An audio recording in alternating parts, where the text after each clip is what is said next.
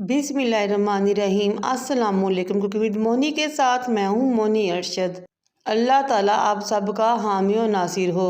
हर सब बहुत शदीद ठंड पड़ रही है, ऐसे में गर्मा गर्म चटपटी चीज़ें खाने को दिल करता है, जिससे ना सिर्फ जायका भी हासिल हो बल्कि एनर्जी भी हासिल हो। इसीलिए मैं आपके लिए बीफ चपली कबाब की रेसिपी लेकर आई हूँ। मैंने 1 किलो बीफ कीमा लिया और उसमें 10% चर्बी भी शामिल करवा ली। फिर मैंने इसमें 2 टेबलस्पून भर के नमक के शामिल किए।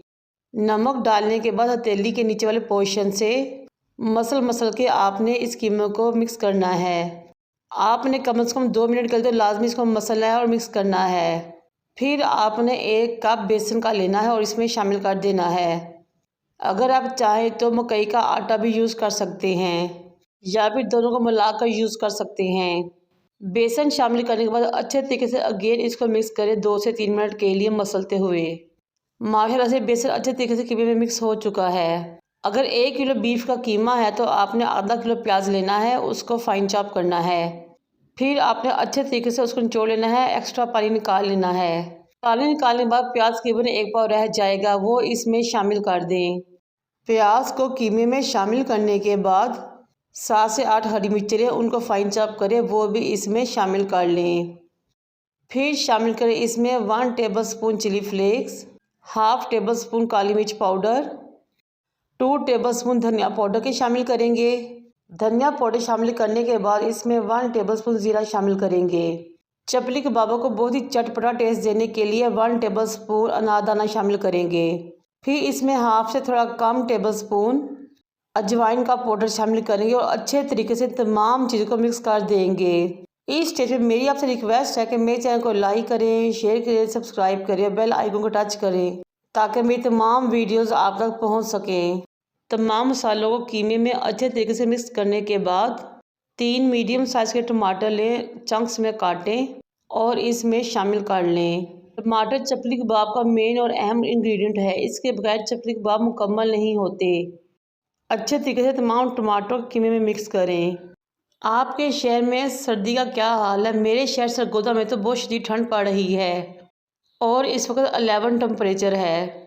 इसीलिए मैं मज़ेदार और गर्मा-गर्म कबाब रेसिपी आपसे शेयर कर रही हूँ ताकि इस मौसम को एंजॉय करें। जब टमाटर अच्छे तरीके से मिक्स हो जाएं तो एक प्लेट को ऑयल से ग्रीस करें। जिस तरह हम रोटी का पेड़ा लेते हैं उसी साइज़ का कीमे का पोर्शन लें, उसका बॉल सा बनाएं। हाथों पे उसको हल्का सा प्रेस करके थोड़ा सा बड़ा करें। फिर प्लेट में रख लें, दबाते हुए इसको एक बड़ा सा चपली कबाब की शक्ल में रेडी कर लें। ये चपली कबाब बहुत ही बारीक रेडी होता है, जितना ये बारीक होगा उतना ही क्रिस्पी, जूसी और मज़ेदार होगा। अगर आप चाहें तो प्लेट में इसको शेप दें, नहीं तो हाथ पे रखें और इसको शेप दें, जैसे आपकी मर्ज़ी। ये देखिए माशाल्लाह से हमारा बहुत ही टेस्टी, मज़ेदार, परफेक्ट और ऑथेंटिक रेसिपी के साथ ओरिजिनल खैबर शनवारी चपली कबाब आपकी खिदमत में हाज़िर है।